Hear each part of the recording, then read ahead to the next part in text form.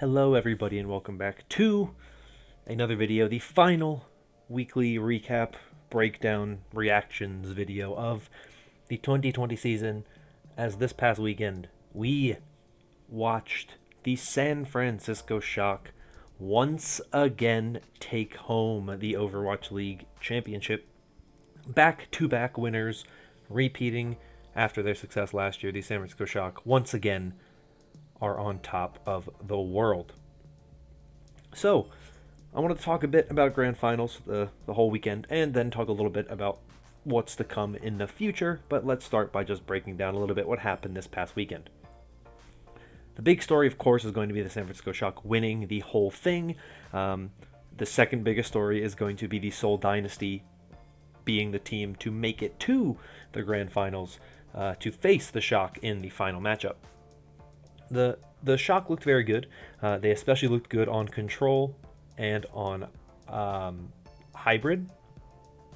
Those are the two map types that they had the most success on. They won both Control maps against Seoul, and they won both Hybrid maps. They lost both Escort maps, they lost the one Escort map and the one Assault map, including Hanamura, which they had a 13-0 record on prior to their match against Seoul. It was very interesting to see this match, and it's interesting to kind of dissect this type of conversation, because realistically, like, if you are the Shock and you're saying, look, we just need to be really good at two map types, and it needs to be the first two map types, because if it's the first two map types, we're good at them.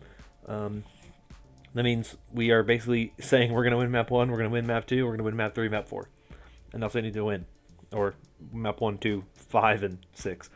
That's what I meant to say. It was a really good series. It was a 4-2 scoreline, but it was very close and it was very good. Honestly, Prophet was playing incredibly. Striker was playing incredibly. Who obviously Striker won Grand Finals MVP. I personally voted for Violet. I thought Violet had an incredible match. He stepped up a lot. I think one of the big differences between a lot of teams and the San Francisco Shock is that the Shock have just this absolute absurd Baptiste player in Violet, who's such a difference maker in a way that not a lot of other teams have a player that can do that. The May Melee was pretty much single-handedly won by Violet because he just outperformed the Florida Mayhem support line so hard that he really kind of was the huge difference maker that propelled the team forward. And I thought in a lot of the same ways that was happening again in this series. Not as much as in the May Melee, but Violet had a really good series. And so for me, he was my MVP of the Grand Finals. But I'm really glad to see Striker get it. Striker is a player who's deserved a ton of awards and has not gotten any of them. He was one of the best DPS players back in 2018. He was unfortunately benched for most of 2019 because of the GOATS meta, and he wasn't the Brig or Zarya player that they had the most faith in. Of course, came in during the playoffs of 2019 and Stage 4 2019 and had a big impact. And of course, was kind of the main DPS player this season, though there were some points in time where it was Ants and Rascal more than it was Striker. But Striker is a really good player, and I'm really happy to see him get the praise and get this award, because I think that Striker deserves a lot of credit for what he has done for this team, and a lot of credit for how good he's been his entire career. I think this is kind of the first time Striker's really getting some genuine recognition for how good of a player he's been throughout his career. So, shout out to the Shock. I can't say I'm that surprised they won. Obviously, I didn't pick them. I picked the Dragons. And I don't think the Dragons disappointed. They had a close series against the Shock. They had a close series against the Dynasty, and they got beat. But they dominated the Fusion, and they looked good in both the series that they played against the Shock and the Dynasty. They just didn't come up big enough in those two matches, and it happens. Sometimes you fall flat and you fall short, and I think that's one of those things where when you look at the difference between the Dynasty and the Dragons, yes, the Dynasty lost most of the matchups they had this season. They've only won 2 matchups against this team all season, the one in the regular season and now this one in the playoffs. But I think that the Seoul Dynasty have always been kind of a team, and I've been saying it all year, that they were a team that cared about the playoffs. They didn't care about what happened in week 1 and week 2 and week 3. And that stuff didn't matter to them. What mattered to them was when they get into playoffs and when they get to games that mean something, they kind of level up. But they did really well in the tournaments, and they did really well here in this playoffs. And they deserve a lot of credit for that. And I think where you kind of see the difference between the Shanghai Dragons and the Seoul Dynasty was in the just experience and the kind of pressure. Profit and Gesture have been in these types of high pressure situations. They know what it's like to be in a playoff situation going for a championship. They've done it before. No one on the Dragons has been this close before. I mean, Void has been kind of close, and there's been some close things, maybe a little bit with the Seoul Dynasty when Fleta was there. But for the most part, none of the players on the Shanghai Dragons team have come close to being Overwatch League champions before. So you have this team that has 3 former champions on it against a team that has none. And I think you really kind of see where the level of kind of respect and understanding of these types of situations you have, and the Dragons basically had to say, hey, we don't know what we're doing, we're getting hit by pressure, we're falling under pressure, and the Dynasty were just chill, they were relaxed, they were cool, they knew what they were doing, and it came up big for them, and they managed to succeed. So a huge shout out to the Dynasty. They exceeded my expectation for them this season. They finally are a team that we can look at and say, this is what the Seoul Dynasty wanted to be back in 2018 when they founded the team. It's a very different team now. Most of those players are gone at this point in time, but at the end of the day, they are still a very good team, and they showed a lot of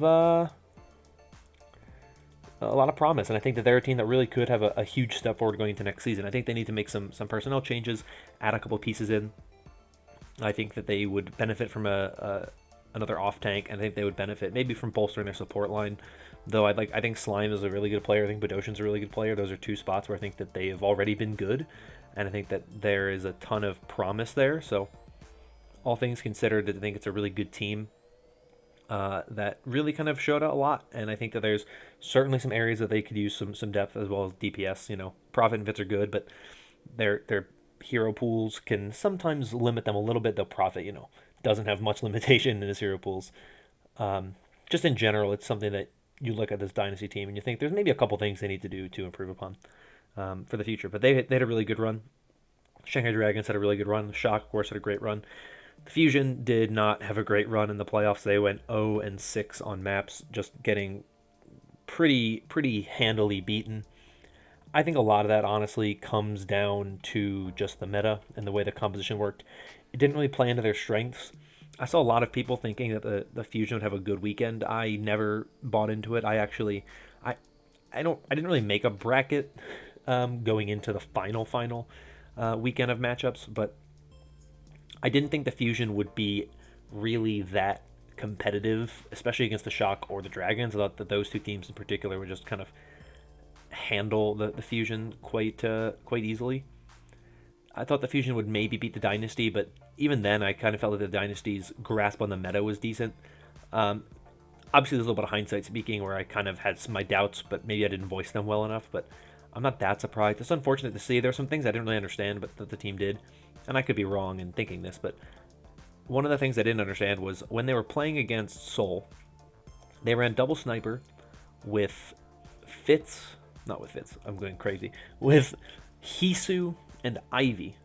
Hisu on the Ashe and Widow, and Ivy on the Hanzo. I thought Ivy played very well on the Hanzo, but I don't really know why they went with Hisu on the Ashe and Widowmaker when Carpe is 100% the better player at that role.